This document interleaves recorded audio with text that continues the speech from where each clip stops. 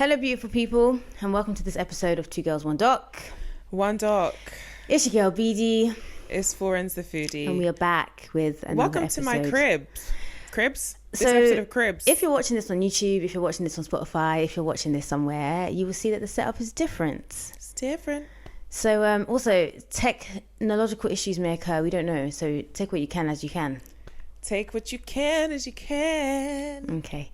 But yeah. No, but I feel like I need to talk a bit because we're always in your crib. Okay, yeah, this it's is true. my crib. Oh, yeah, sorry. Talk about welcome to my crib. We got talk the African art going on here. Talk about it. We got the Igbo ladies, Igbo girls. We got the pillows. Yeah. That's about it. There's more to my home. If you want a tour of her house, please comment below so she can give you one. No, it's not going to happen. I'm so And sorry. yet.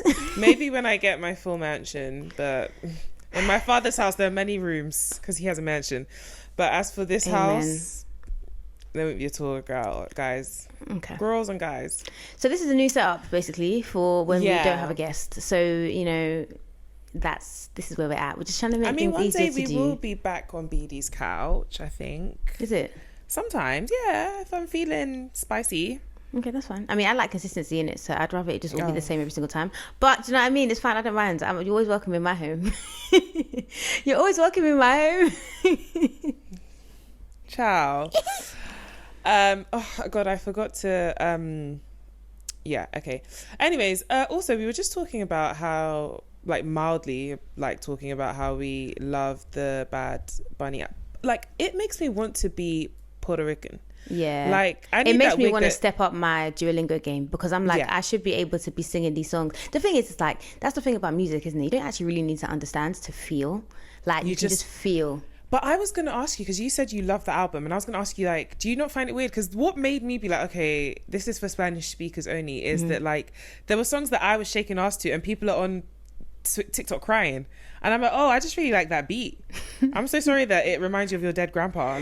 I really like the beat. I mean two things can be true is the thing, but again, I don't understand it for what it means, but it means so much to so many people that I'm just wow, this is deep. I feel it, and sometimes things are not for you, things are not made for you, and that's fine. You can still appreciate it from the outside. Do you know what I mean? Yeah. And I feel I really, really get it, because a lot of people saying they had things of their granddad listening to it, and I was do you know what, I get it, because I can't imagine if my grandpa was still alive, he used to talk about a lot of old school high life Igbo artists, Afrobeat singular, literally if he could hear it would get him feeling. And I know how I feel when I listen to Flavor. Flavor sings songs about being Igbo in Igbo. Even Fino, when I listen to him, I'm yeah, I feel something. It makes me think about gatherings with my family. Everyone is speaking Igbo, just Ofen Sala, Isiewu, all of this,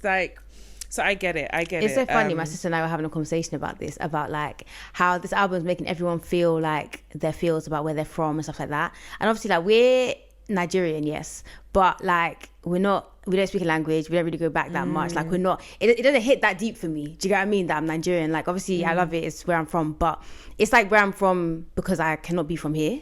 I'm black, so I'm not English. Do you know what I mean? It's just one of those things. So it's kind of it's a thing where it's oh yeah, when you think about the future and having children, it's oh, I really start to think what are you going to pass down to your kids, because you don't speak a language, you don't really go there, you don't have a home back there, where what is that going to look like? Do you know what I mean? But you can build that for yourself, though. Yeah, of course. And that's what culture's about, that's what community is about, that's what grandparents and stuff are for. But do you know what I mean? It is what it is. You need to drop your kids over at my parents' house so they can teach them Igbo. I will put them wherever, because I'm trying to be outside.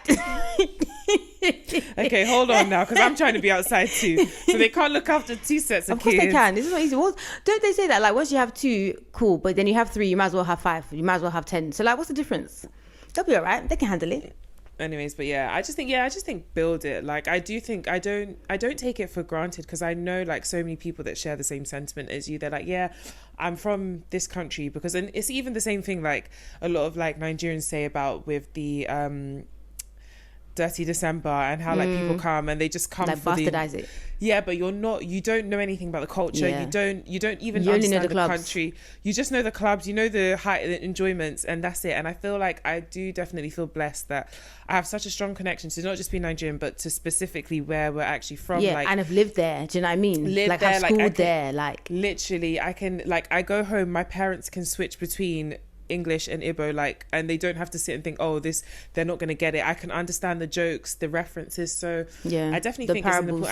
the endless parables, child, the endless parables, like, oh my God. But I definitely think it's a thing of a blessing, and I am so excited to pass that. That's why I like that album. Like when people are talking about it, it's like it just makes me feel like, oh, I love that for you. Like I love that it makes you feel that way, even though I don't understand it. It doesn't mean that to me.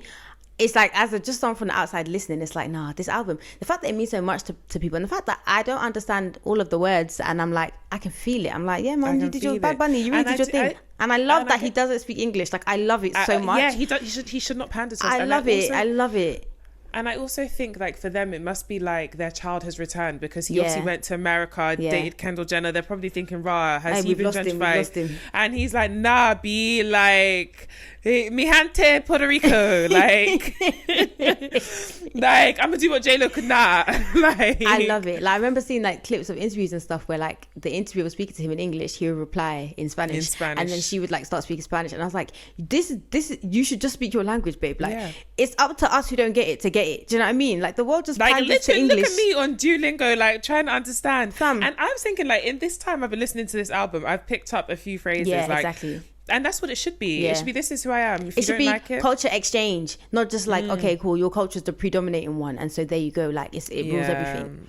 I say this as an English speaker and Duolingo Spanish street cover. That's it. Not as a Spanish speaker. And listen, nobody can take that away from you. No one can take it away from me except me, and I won't. Okay.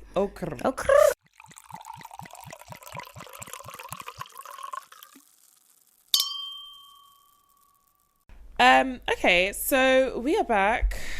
We back with another episode. We're doing another documentary. This is our first documentary of the year. Yay! I spent so much time slicking back this hair, getting my poof. Have you got a headache? Oh, girl, my head is like when I do the, do you use the shoestring? Mm-hmm. Yep. No, not for this. I do. Oh, sorry, I forgot you're a puff. 3A, babe. So sorry. Actually, I'm a 4A and a 3. No, sorry, a 4A at the top and a 3C at the back. Oh, so sorry. Okay, I got my juicy curls. So sorry.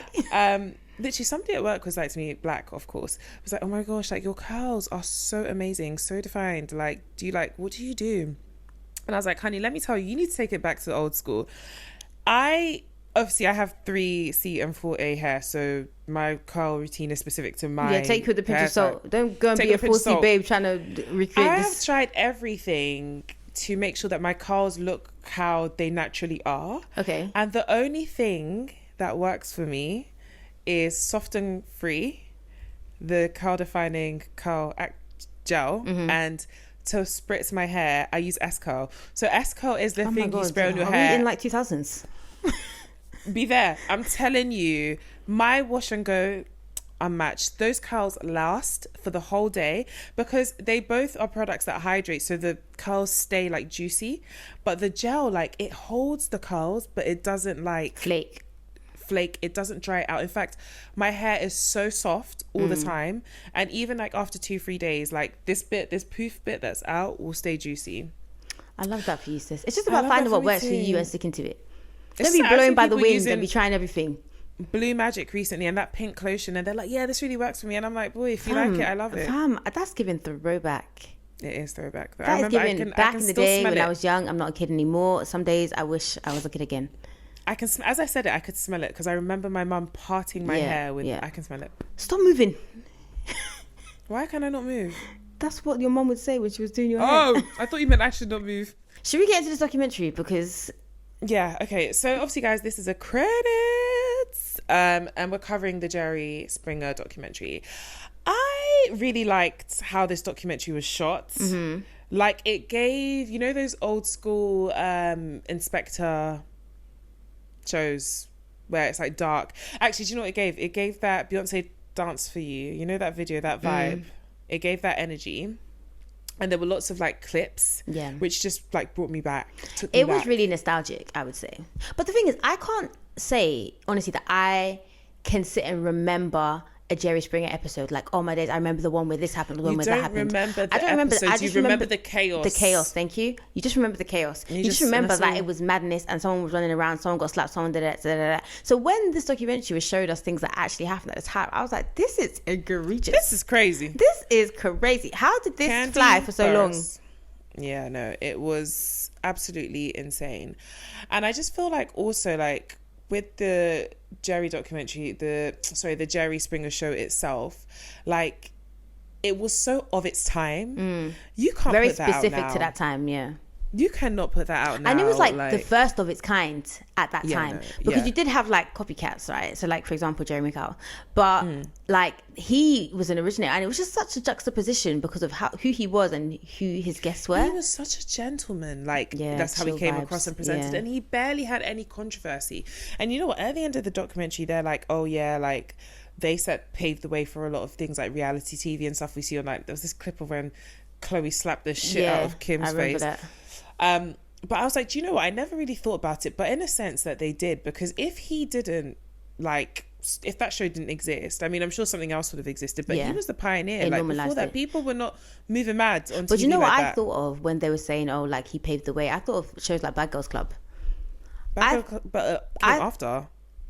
Yeah, I was talking about him paving the way for other shows of violence. You thought. So when they were showing Kim Kardashian and them lots, I was like, okay, yeah, cool story, bro. But I was thinking Bad Girls Club, because that whole show is just predicated on beating each other up. You don't even win anything. Like, you just fight. Oh my gosh, is there no or go home? prize? The prize is clout.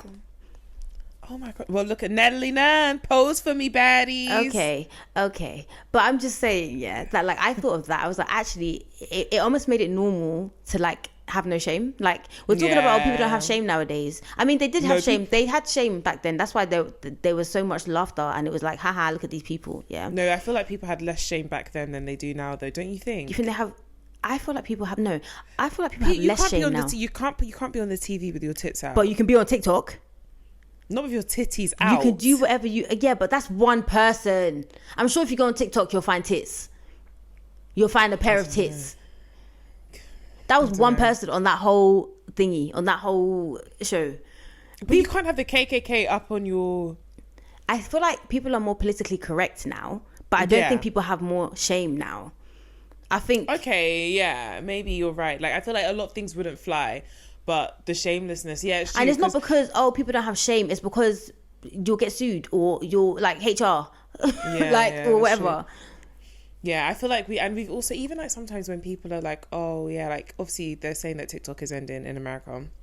And so they're coming online and saying, since this app is going to be gone, but like, sis, I will just press download and have your video forever.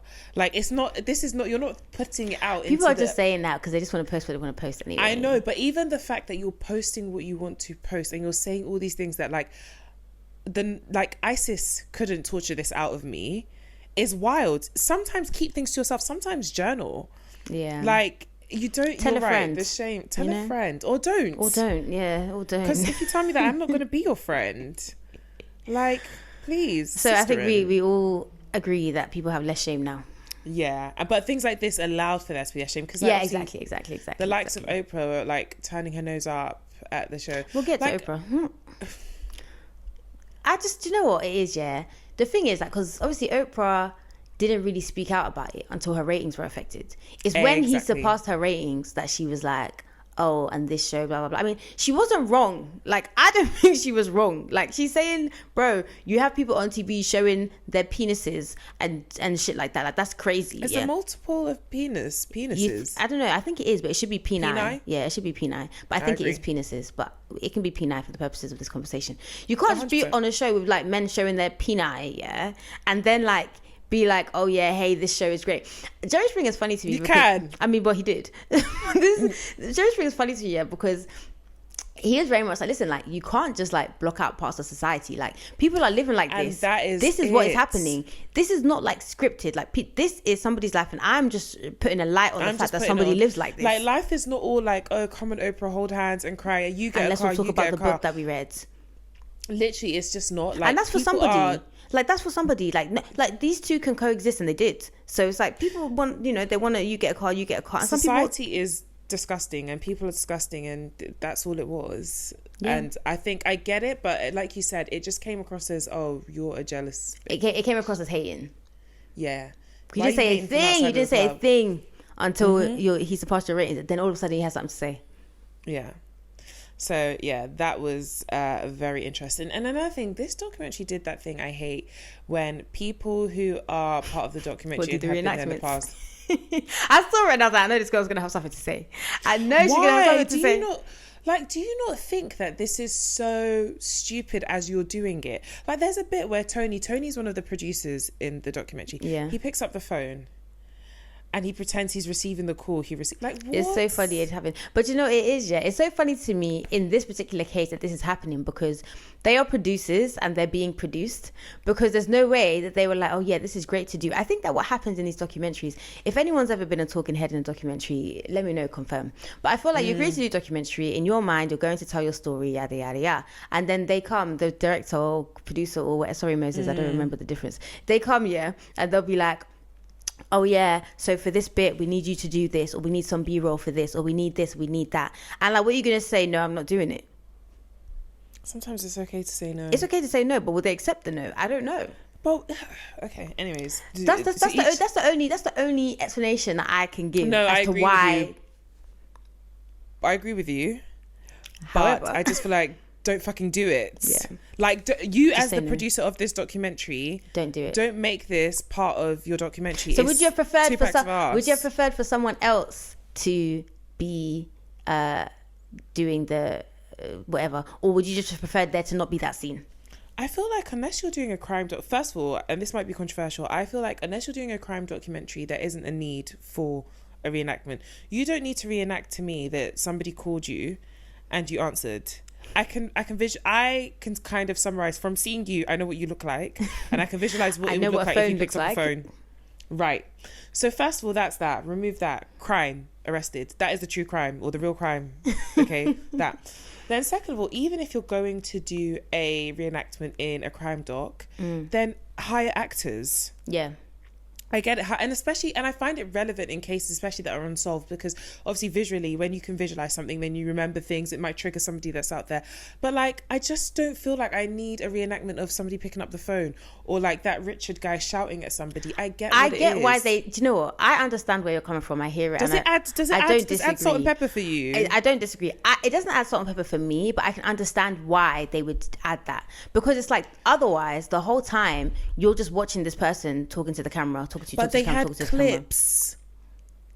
The clips of the show itself, that wasn't enough. No, clearly not, because they included this also. Anyway, if you were involved in the making of this documentary, please can you just like hit us up, let us know, so we can maybe like understand your creative choices. And this is not to judge or to shame, this is just to understand, do you know what I mean, from one documentary lover to another. Yeah, just let us know. Thank you very much. Oh, speaking of which, yeah, so sorry, someone commented on Spotify about the Moses episode that we did, and they were like, oh, like, we'd love more episodes with people who were like in the industry and stuff like that. So I'm just saying, yeah, if you have made a documentary or are on a documentary making team or involved or something, message us up. Instagram, TikTok, Twitter, email, whatever. Yeah, just message us and then we'll see what can happen, because that was a fun episode. DTR, down to record. We are down to record and nothing else. Why do you guys never comment on how hot I look? First of all, okay, just joking. She's not joking. Somebody comment that right now. Somebody please so comment about how hot I am. Someone comment right now. Please. Am I not pretty to you? Okay, but the other thing as well that really pissed... Okay, in terms of the promo of this documentary as well, I feel like I kind of went in, and I don't know if this was my own preconceived notion and nobody else got this vibe. I kind of felt like, oh, this was going to be a documentary about like some kind of controversy, or it's giving Ariana Grande, some kind of controversy. Don't worry, I won't steal your man. I will not fuck your man. Some kind of controversy or something like that. But I feel like I was a bit underwhelmed. Like, yeah, it was good to just see the behind the scenes. And obviously, because I watched it as a kid, I guess, in a sense, or like a teenager, you don't process the fact that, okay, this is what goes into it. I definitely thought Jerry was heavily involved in the making of the show. So it was good to know that bit. But there was nothing salacious. And I know it's ridiculous because there's literally a murder in the documentary. But it's like, there was nothing crazy. When I compare that murder to like the other, was it Ricky Lake or the other guy that killed? I know what you're talking about. That was the Netflix documentary. Yeah, we covered that. When I compare it to that, or even the Rodney Alcala one, the one that there was just a movie about now, the guy that used to strangle women and he went on a dating show. When I compare it to those ones, it was a bit more, I don't know how to explain, like, I don't feel like the Jerry Springer show had much to do with that crime. Like, yeah, and we'll get into that. I think that it almost felt, I don't know if like disrespectful is the word or like maybe distasteful is the word, but it just felt kind of like random maybe that they threw in that the Nancy lady got murdered after being on the show. If she hadn't, obviously she hadn't been on the show, they wouldn't have like said anything about it, fine, but it didn't feel like to me that that if she hadn't gone on that show, the end result wouldn't have been the same. Yeah. I think that her son being in the documentary it was almost like, I think he was trying to like preserve the memory of his mum and make it like, all right, cool, she was this person and this happened to her and she happened to be on the Jerry Springer show. I guess that message was kind of diluted because you're saying it on a documentary about the Jerry Springer show, but at the same time, where else would you have said it? Do you get what I mean? So it to me, it just kind of felt like, I felt the same as you were, where when we were watching it, I was like, I don't know that he killed her because he was on the show. He seemed to be a very abusive person. And I reckon, because she had filed like a domestic abuse report before, I reckon that like the end result likely would have been the same had she not been able to like get out in time. And she wasn't able to get out in time. And it's like, even her, like, she wasn't, you could just tell that this is not her vibe. She was ambushed. She didn't think this is what was going to happen. Because when they were started cussing her on the show and stuff, and he was like, I don't want to be with you. She was like, all right, cool, bye. Literally, she's like, peace up, A-Town down. And she left. And even what I will say is that Jerry Springer show is not like, they're not absolved of any guilt. Like, they're definitely like shit people, the producers. Do you know what I will say though about that? It's giving the French woman who thought she was talking to Brad Pitt. How? How? Because actually, I don't know why I made that comparison, but it made a lot of sense to me when I was to mention the Brad Pitt lady, which we'll come to. Don't worry, hold that. No. Because you're trying to say that they're dumb because, like, you know, why would you think that you'd come on Jerry Springer and that was the comparison I was going to make. So the reason I'm saying it is that, like, nobody watching that show, you physically sit there and you watch it. There's never any resolution. You see people go on the show, they're laughed at. Some people get their ass beat. Some people have their asses out from getting their ass beat. There's never a moment in that show, in the history of all of Jerry Springer, where there's been a resolution or a kumbaya. I agree with you. Why would you? And what is it that you're expecting? They don't have trained professionals. I think that people are expecting that it's going to be different for them, which loads of people expect in all the time in the world. And also, I don't think that people were watching Jerry Springer, or the people on the show were watching Jerry Springer as much as maybe those who, because the people aren't watching Jerry Springer, like, they're watching Jerry Springer for banter. They're watching Jerry Springer to feel better about their lives. I don't think, and they drew a triangle into the documentary of like, most of the people that come on this show are from this area, small town, you know, maybe not the most educated, maybe not the most like affluent or whatever, so it's like you're dealing with a certain amount of people. And I feel like it's the same thing with Jeremy Kyle. People came on the Jeremy Kyle show for seasons thinking it's going to be different for me, and people also have this like blame mentality where they kind of feel like, oh yeah, something must have been wrong with them, which is why their result wasn't good. I think with Jeremy Kyle, the difference is that he tried to, I'm not saying please, but he at least had conversations and he would shout in your face and be like, you're fucking stupid. Jerry Springer, he almost was just like, it was almost like he owned the circus. He wasn't even, I wouldn't call him the ringleader. Like, he would stand back and just he was like the narrator. Yeah. So what, like, it wasn't like there was somebody else there that would talk you through it. But sometimes he would say stuff like, oh, you know, like, I think the biggest reaction we ever got out of Jerry Springer was when the KKK and like the Jewish Defense League were having their thing, and he basically was, like, had a bit of a, you know what I mean? But I think that okay, cool, it's definitely naive and like maybe even stupid to come on Jerry Springer expecting results, but you have to consider the type of people that are coming on this show, and then probably think, and also what they've been told, and the producers have gassed them, and they've gotten them a plane ticket, they've gotten them a limousine, they've gotten them a stay in a nice hotel, they've gotten them pizza, drugs, whatever. They feel like, yeah, okay, cool, yeah, great, like this is gonna be great. They've hyped them, they've gassed them, they've told them, yeah, like we're gonna whatever, and then they come and it's a different story. So Nancy, really, to me, of all the guests, she did what I would do. I would have been like, oh, swear, okay, cool, see you later, good luck to everybody involved, and I would have gone my own way. They even said to her, come back on the show now or we're not going to pay for your ticket back, and she said fuck it, and she left. Exactly. So, you know, I just feel like she was in a shit relationship and that man was abusive as fuck, and I think that people, because they basically were like, oh, you know, when the episode came out, he was in a bar and he saw the episode and he was like, oh, I'm gonna kill her. And it's like, she didn't even do anything to you on that episode. You brought her there to humiliate her, and she refused to be humiliated and she left, and you're saying you're gonna kill her for doing what? He was just gonna kill her. It was nothing to do with Jerry Springer. Yeah, he was always gonna kill her. That was always gonna be the end result. And it's just so sad that that's the case, and it's also so sad that now that her death is shrouded in Jerry Springerness. Like, that's to me, that's the real crime. Like, it's actually peak, because we should be talking about domestic violence and how it's dangerous and how like there's signs and how blah blah blah, but we're talking about Jerry Springer. Like, I just feel like there was nothing salacious. Not salacious might not be the right word, but there was nothing. What were you expecting though? I thought there was some El Scandaloso or something terrible about Jerry that we never knew. Like, I just felt like it was just like you telling us, like it was crazy. The producers had to get people on.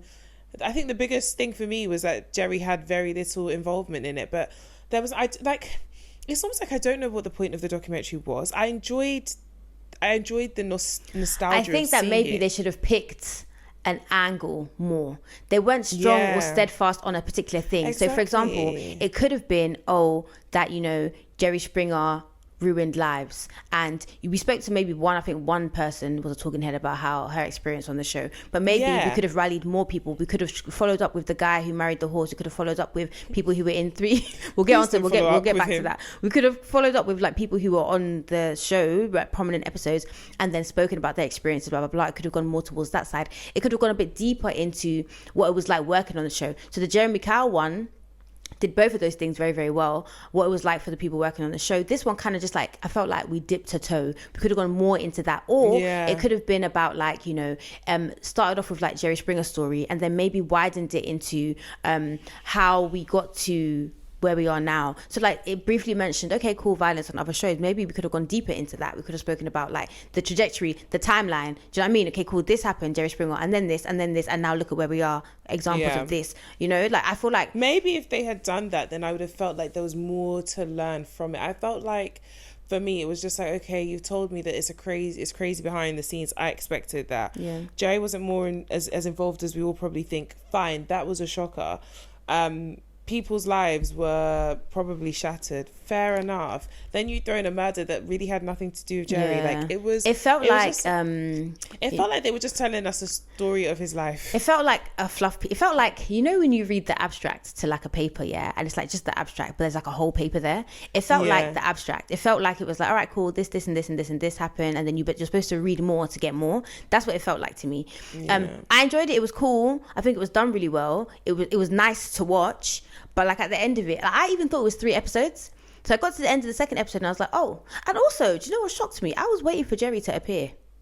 And then when he didn't, I know now. And then when he didn't appear, I was like, oh, maybe he didn't want to be involved. And then on the thingy, Jerry Springer died in 2023. I said, oh. Yeah. I forgot that. Actually, similarly to you, I forgot he died. Because then when it said that he died, I was like, oh shit, I feel like I remember seeing it on Twitter. Yeah. So I forgot that he died. And I was like, oh, like, why is Jerry not in this? Then I was like, oh, I think he's dead. Then I checked and then I was like, oh yeah, like he is dead. He died relatively young as well. How old was he?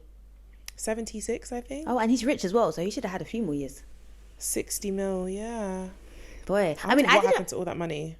Probably his ex-wife and daughter. Yeah, but his ex-wife is relatively, I mean, yeah, I guess, yeah. Even if you had 1 year left on this earth and someone gave you 60 mil, would you not make the most of it? Man, I'm gonna chop that money fast. No one's getting anything. Anything. Bury me in it. No one's getting anything. No, but I didn't know the thing about him sleeping with or having a threesome with the guests. This is what I mean. Just touching on little things that could have been something. Yeah. Like the thought of Jerry Springer having a threesome is alien to like. And it's the thing insane. Is, him having consensual sex with people who are consenting adults, yeah, fine, okay. I think that the line comes or the cross the. I think it's weird that these were guests on your show because they're troubled.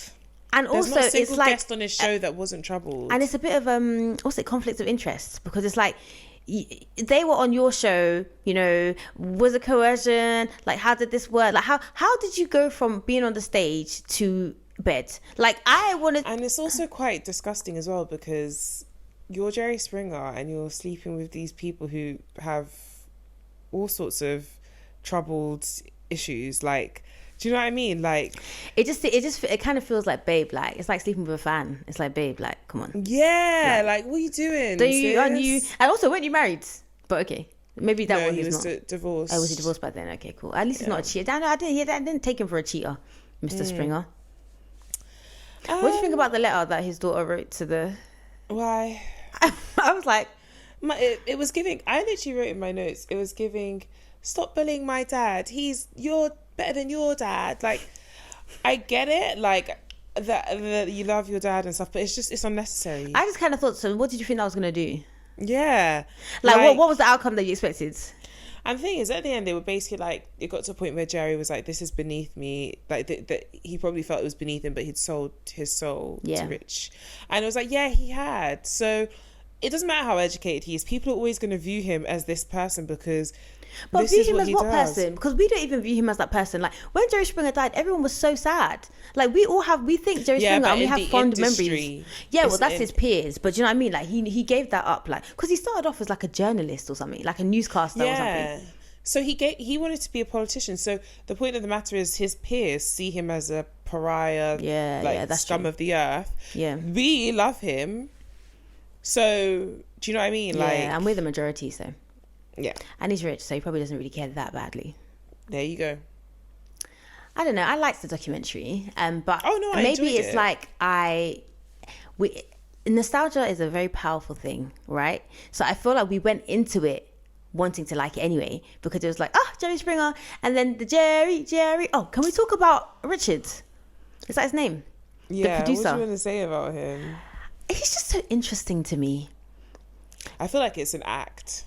Yeah, I mean, he was like, I'll do anything on TV, behead a person. Yeah, but it makes sense that he's that way because he started off in the tabloids, and that's what this whole documentary gave me. It gave me like early 2000s tabloid, like nothing was off limits. Scandal. Yeah, exactly. It gave me Daily Mail. Like, it was so like news of the world. Yes. It was so like Rupert Murdoch, where are you? Because you're here somewhere, kind of thing. Like, it was just it was just so like. Do you know what I mean? Dirty, slimy and like grubby and like dirty and like it was just like they literally don't see you as people. But I think also back then reality TV wasn't as big as it is now. It's like now it's just so evident to you if you watch enough reality TV, like what is being produced, when something is overproduced, like you kind of feel it. Do you know what I mean? You're more aware of people's experiences with it. The fact that for years people didn't know that The Hills, like even now people still debate like, was it real, was it not? Like back then reality TV was like, is The Hills Spidey? Yeah. Okay. Brody Jenner, them man. Mm-mm. Yeah, that was crazy because I for years thought it was real, and then the last episode they basically revealed that it was all, but like even the concept it was all a lie. It was all a lie. The concept of having a reality TV show that is not reality, but you are able to hoodwink a whole generation is mad. Yeah, but we know now. Do you know what? Because reality TV used to be Big Brother. And okay, Big Brother was obviously it was produced. It's a show, like, you know what I mean? But it was minimally produced. It was just, here are these people, here you are, crack on. Sorry. It's just the dad and the daughter. Oh, do you believe that? I was just about to say I don't think these things are real. Do you know what, yeah? That guy, Toby, whatever his name was, yeah? He, also, sorry, still with him, he works on Jerry Springer. His dad worked on, was it Saturday Night Live? or some reputable show. And then one day they were at Christmas and his dad was like, oh, what you do isn't TV, what I do is TV. And then he didn't speak to his dad for 4 years. And I was like, he needs to come and be raised in an African household, because I was like, but your dad didn't lie. And the thing is, the fact that it triggered you so much because you know that it's true. Yeah. And also I get it from his dad's perspective, because if you've worked and you've earned like your stripes and you really do really reputable things, it's kind of like the way I would, like, the equivalent I would put is it's kind of like, and I know that she's very controversial, but J.K. Rowling has created a whole world in Harry Potter. Okay, so she's definitely like an author that's worth, like, you can't take her talents away from her. Right. And then the babe that wrote Twilight comes to say, oh yeah, but I wrote a book too. Like, hun, like, you wrote a book. I think it's even worse than that. I think it has to be worse than Twilight. Because Twilight had 50 Shades. Maybe 50 Shades. Yeah, there you go. Yeah. Like, babes, there are books and there are books. Like, yeah. Please. But I think that Toby was actually like, as in, I think that sometimes, yeah, when something impacts you or when something makes you upset or when something ruffles your spirit, yeah, it's because you know it to be true. You have to ask yourself why. I don't think that we interrogate ourselves enough, yeah? No. You have to sit down and be like, okay, this bothers me. Why? And if Toby has sat down and been like, this bothers me because my dad is right and I saw better for myself and now I'm on this show doing this thing and I don't really like it, maybe he would have left the show and he would have been doing something else by now. But he was holding on to it and he didn't speak to his father for 4 years. I don't know the background of their relationship. Maybe other things happened. I don't know. Who am I? I'm just a girl on the internet, yeah. But from what we have seen, that's a crazy reason to not speak to your dad for 4 years. When you know that it's true, when this dad and daughter thing happened, that's when you decided, that's what it took for you to be like, oh, I've had enough. So if you haven't seen it, the dad and the daughter thing, basically each of the producers has to they run their own shows. So they use the word show to mean like the Jerry Springer show and also like episodes. So each producer does like 30 to 40 shows a year, and like there's pressure because obviously like the more outlandish and outrageous it got, the more they had to kind of one up each other and blah blah blah. Same thing happened on the Jeremy Kyle documentary. So he gets a call now, bearing in mind we've had a brother who got a sister pregnant, we've had that, we've had a man who married a horse, we've had that, we've had naked people, we've had many things. He gets a call from this woman who says she works as an escort and her dad keeps calling her agency to ask for her, yeah? And every time that happens, she has to go and, like, do it. Yeah, but okay, even if you have to go, you don't have to fuck him. This is what I'm saying. So leave the agency. I don't think that it's... It's giving when Michael was having sex with Pam's mum, and he said, but she's on my way home, and Jim was like, choose another route home. No, like, for real. Also, just don't stop the car.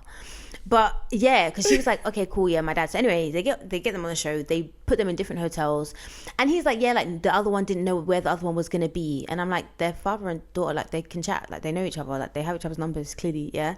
And then he goes to the girls' room to check on her, which I don't know why they would do that the night before, but okay, goes to check on her, and then the dad opens the door and like they've just had sex or whatever. And it's just like, I don't buy it. I don't think that these two are father and daughter. I think that they are like, they probably just know each other and they just wanted to get, because they'd been accused of like fake stories. Like the show had been accused of like, you know, fabricating stories and stuff. I actually don't think Jerry thought the stories were fake. Yeah, I don't think so. I do think that people lied to get on the show. Absolutely. People lie. Especially, I feel like that's the best way to get on the show, because you get your 15 minutes of fame and your relationships are still intact. Yeah, like you win, you get your free, your free flight, your hotel. You can never ever live that down. No, but like you're thinking live it down. They're thinking live it up, babe. You're thinking, oh, they're going to tell someone, oh, I was on a Jerry Springer show. Fair enough. To each their own. To each their motherfucking own, I tell ya. But yeah, I mean, overall, I would say definitely watch it. We enjoyed it. Yeah, sure did. And like I said, I mean, it was interesting and it was fun to watch. Yeah. But I don't feel like it revealed anything crazy to me. Like you said, I would have liked to see them dig deep into... I think we should have had more of a focus and dug. Yeah. Yes, we should have done. But I liked it. Me too. So today we did something very funny. What? Oh! We haven't talked about it. Oh my goodness! Sorry, he's annoyed me since, so I forgot. You removed all the joy. I will remember. So have you guys seen that TikTok challenge, let us know if you have, where you text your brother like just random updates of your day. Was it a brother? It started with brother. I only saw one. I saw one brother, and then I saw all the others like boyfriends or husbands. Oh, really? They would text their friends' husbands? Yeah. Oh, I didn't see those. Yeah. I literally saw brothers, and obviously I am brother deficient, so same. I don't have a brother. I always wanted a brother. Actually, I'll say this off mic. Whatever. So I'm brother deficient, so I didn't have anyone to. Yeah, I always wanted a brother, but I was like, I then saw one where she texted her bestie's husband. Yes. And then I was like, oh. I messaged Speedy and I was like, let me text your mans. We're going to do this. I was like, let's fucking have it. I woke up with a purpose. I sent that to you yesterday and today I was like, yeah, No, she called me. Done. And I was like, okay, we're not recording yet. What's she calling? No, I sent it to you yesterday. Yeah, you sent it to me yesterday, but you called me. That's what I'm saying. She didn't send me a text message and say, hey, we still on. She called me on a work day in the middle of the day. Like, hey, not even in the beginning of the day. No, it's the morning. Yeah, in the morning. To be like, hey. Because I wanted it to run the whole day. Yeah, she's like, hey, the plan is on. And I was like, yeah. Guys, do you know what? It actually brings me so much joy to say this, that he clocked on so quickly, and the reaction we both expected him to have is I envisioned his face. I knew what his voice was going to sound like. He had the exact reaction I expected him to have. And it filled me with joy when I got off the phone with you guys, because I was like, wow, these are my people. Yeah, for real. Like, these are people that know me so well. 100%. That they know, like, he knew something was up. And I was like, he either thought it was a challenge, or he thought that I was going through like some sort of personality. But he said it to me because Florence had messaged me, yeah, and she was like sending me like updates, yeah. She was sending me screenshots. So the challenge basically, you just message your friend's man, yeah, or your brother, whatever, just like random updates. Like, so she was like, oh yeah, like hey, yeah, I'm having breakfast. Like, I might have a small breakfast. I'm not sure. And so like the love of my life, yeah, he's a yapper, yeah. So he was yapper. He's like, yeah, like I didn't read this. And then she was just like, yeah, I've got a meeting. And then he was like, yeah, like she keeps messaging me, like, is she alright? Is she good? Is everything alright? Yeah. And he sent her a message, like he mentioned me to be like, oh yeah, like if you're looking for her, like she's busy right now, but I can get her to like message you.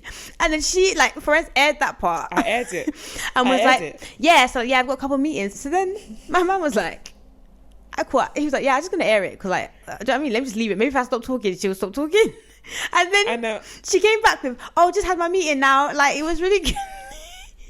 He comes to the room like, he was like, no, like I'm gonna send her a voice note because is everything alright? Like, is she alright? Like, I love her to bits, but like, is everything going on? Is she okay? And I was like, yeah, send it. But before that, you had said, yeah, like she's just chatting to you. She's not your friend. I was like, it's not your friend. Like, why are you acting weird? Like, this is your friend. He's like, yeah, but like, but she keeps messaging me like, is she okay? Like, is everything all right? Like, and I was like, why wouldn't it be all right? Like, what's wrong? And then he sent me a voice note. He was like to me, oh, yeah, like, Florence, I love you lots, but like, is everything okay? Because like, you know, the way you're messaging me. And then I responded to the voice note and I was like, I love you lots too. So I'm trying to drink 2 liters of water today. I've only had 500 so far. And then he sent me another voice note and he was like, nah, are you sure you're okay? Like, is everything all right? Is this some sort of like TikTok prank? TikTok prank. And then before I could even stay in character, because I was simultaneously messaging me, BD, yeah, messaging me, like crying. I was in tears. I literally had tears down my eyes, crying. And then she was like, before I could even say Jack Robinson, this guy had called me. I couldn't get out of character. Screaming. Hold on. So I had to just tell him. So it was just like, yeah, this is crazy. Like, this is so funny. It was so tears. Funny. It was so funny. I did it with my sister's boyfriend. And the thing is, so for those of you that don't know, I'm the eldest by quite a bit. 7 years between me and my middle, and then 10 between me and the youngest. So I feel like the dynamic, me and my sisters are best friends, but I feel like for the men coming into the dynamic, they probably see me as like, you know, this is the best way to describe it. I know deliver us from Eva. Mm-hmm. Eva, that's how they see me. They probably think, thank fuck she's married. So me and both of their boyfriends are mad cool. But I feel like, especially the middle one's boyfriend, because I've spent the most time with him, I feel like he is a bit afraid of me. Okay, that's like, healthy. So I sent him the message, yeah. I was like, hey. And he was like, hi. And then I was like, oh yeah. I said the exact same thing I said to your man. I said, oh yeah, like, I had a big breakfast, feeling kind of full.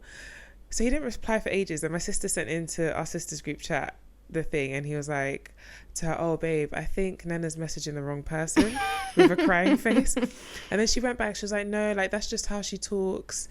And then he was like, oh, like is she just like checking in and stuff? And then she didn't respond. So then obviously, because he's afraid of me, he was really continuing the conversation. Yeah, he's like, I have to respect auntie before she. So I was like, literally, so I was like, oh yeah, like I'm working, after work I'm gonna go to the gym. He was like, oh, what are you gonna work on? I was like, yeah, I'm trying to drink my 2 liters of water. He was like, I was like, but I haven't done really well, I've done like 500 milliliters. And then he was like, oh yeah, I've had 1 cup. He sent a picture of the cup. I said no, this isn't even fun now. Because he will follow me to the ends of the earth with this, because he won't want to set him free. I literally messaged him, I was like, hun, like please, I just want to let you know that I sent him a video of the challenge. I said, this is the challenge I'm doing, because I know that ordinarily you wouldn't be responding like this. I don't want you to be stressed. Oh, poor baby. Nah, it was so funny. She literally, both were cackling, but it's good fun. It's good fun. I'm gonna do it to Justin. I said to Vicky, I was like, oh yeah, I'm gonna do it to, I was like, I sent her the screenshots and I was like, oh, this is what Florence did, yeah. And she was laughing. She was like cackling. I was like, I'm gonna do it to Justin, her husband. And she's like, yeah, but it's not going to be weird because you guys talk anyway. And I was like, you don't understand the challenge, fam. It's not that, we talk. I wouldn't be like, I might message Vicky and be like, oh, hey, girl, like, I'm going to wash my hair today. Yeah. And that's normal. Okay. I would message Florence and say, oh, I'm constipated today. Tim, I wouldn't message you like that. If it was a lot. It was a lot. You would be yeah. No, but I think it'd be a lot more normal though. Like if you message me all those things. No, it'd be a lot more normal, but not like. Do you know what? I would be suspicious because it's like you would just send a voice note if you were going to tell me all these things. Thank you. And also there would be a point to it. Like if I'm going to yap about my whole day, there would have been something. But that's what he said. The love of my life was like, fam, like obviously I want to chat to you. Like I love that and stuff, but like, can we talk about something meaningful? Like what is all this? Yeah. When he said that, I literally was, you know, when you laugh and then it's silent. Yeah. When he said that, I was like, no, because there was nothing to the conversation. It was about nothing. It was just like absolutely about air, fume. And do you know? Actually, I'll say it now because by the time this comes out, I would have done it. I'm going to do it to Kingsley. I said I have no brothers. I have Kingsley. Yeah, of course you do. I'm going to do it to Kingsley. Of course you do. Literally. I'm going to do it to Kingsley. But I feel like he would entertain you. Actually, maybe not. No, Kingsley will not entertain me. He'll probably call you and be like, what's going on? Why are you disturbing me? I'm reading Rich Dad Poor Dad. Why are you disturbing me? Right. The day I did the face thing where you become a man, and I sent it to him, and I was like, oh, I look like a gayer version of you. He was like, is this a slow Saturday for you? Because for me, I'm out there getting money. Money's calling. I did that thing, yeah. I look like Alton Mason. Okay, because I was going to ask you, who's that guy? Alton Mason. He's a model. Is he? Oh, but how did you? Oh, did you know who he was? I knew who he was already. Because I was like, oh, did you put this into the internet to find the lookalike? No, I did the filter of me as a man, yeah. And I was like, I look like someone that I've seen before. Like who do I look like? Who do I look like? And then I remembered it was him, and I typed it in, and I was like, fam, I'm buff either way. Because I thought you put it in Google to do reverse image search, and it just came. No. And I was like, oh my god. Okay. No, I was like, I look like someone. I was so surprised. I look like every light-skinned Igbo man, yeah, with a mustache. One of my friends said you look like you could rizz up the girls and the girls, and I was like, I know. Yes, it's giving both of them. It's giving bisexual. Yeah. It's giving doing up both. It's giving, what's that guy's name? August Alsina. It's giving August Alsina could rizz you up as a like straight man. He could rizz up a gay guy. That's what it's giving for me. Sauce is sauce. That's what it was for me. That wasn't my type. I was not my own type, but I was my type. I did it. Oh my god, I did it with my husband. Yeah, I didn't do it with it, but I didn't do it with him. You did his face as the man version. No, I did myself. Okay, next to him. We were on a couch and he was next to me, and he was like, "I'll put it on me," and I was like, "You're already a man." No, but what did it look like? I was gonna ask what it looked like. It looked the fucking same. Oh, okay. Because there was nothing to add. Okay, He's already a man. And then when I showed him the picture of me, he was like, oh, like, you don't look that bad. I was like, I don't know how I feel about this. Like, are you... He's complimenting you. Do you know what? No, because I we need to give men the grace to, like, with me, yeah. No, but he said I was hot. This is what I'm about to say. We need to give men, yeah, the grace, the room, the space, yeah, to express feelings towards other men. You are both Ariana Grande and Cynthia Erivo in one right now. Listen, you said let's hold space. Let's hold space and then give them the space. to hold said space. Because you are this for real. It's space inception. They can't see them with the cameras off.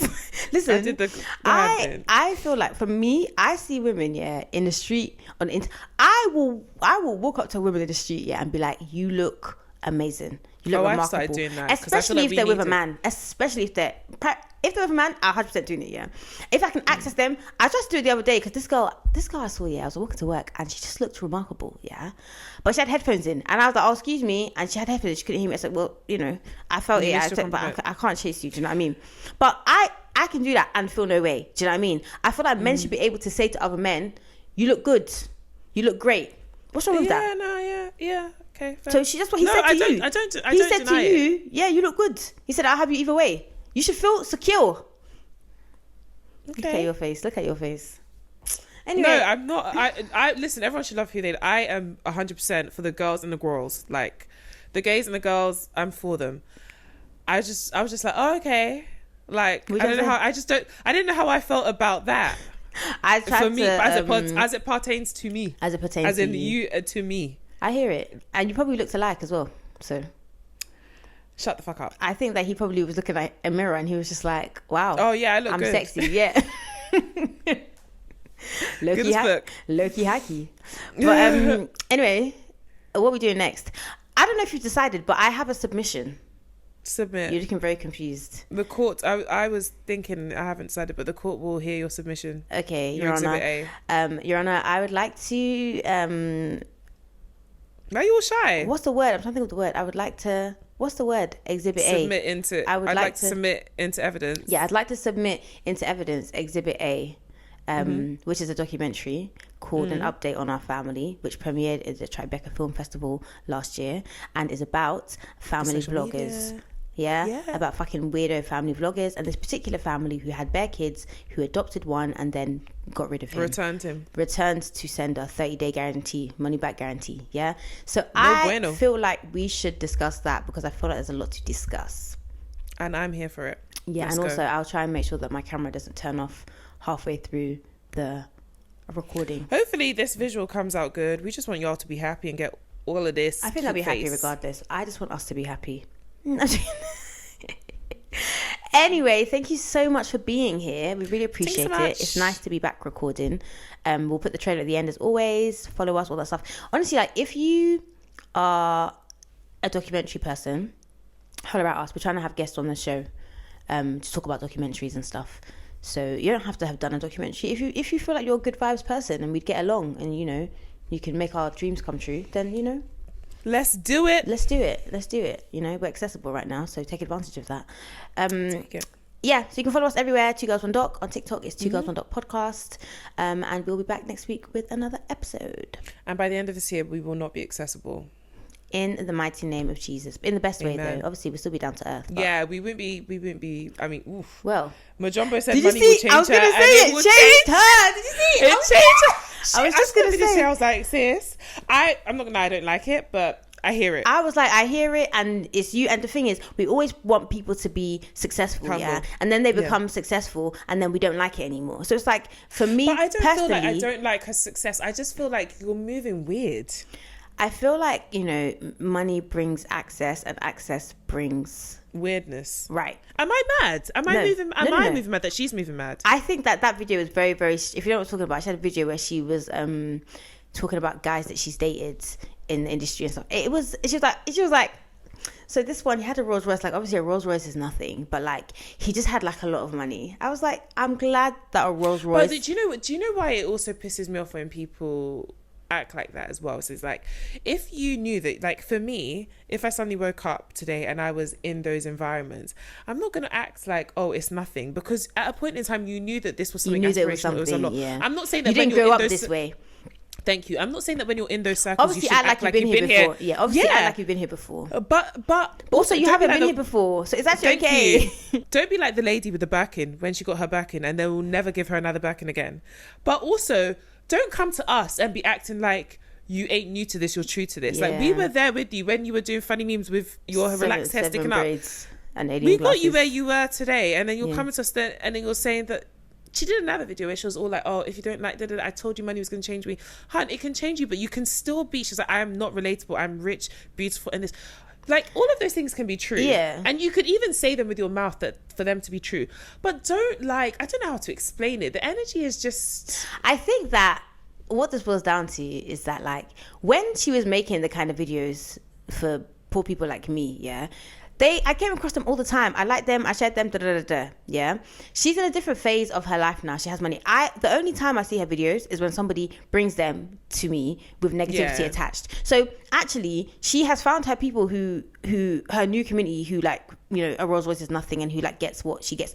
Cool, that's fine. Like, it happens naturally. Like, you kind of just stop seeing those. I haven't seen her on my timeline since she was talking about Naomi Campbell, and before then she had braids in her head.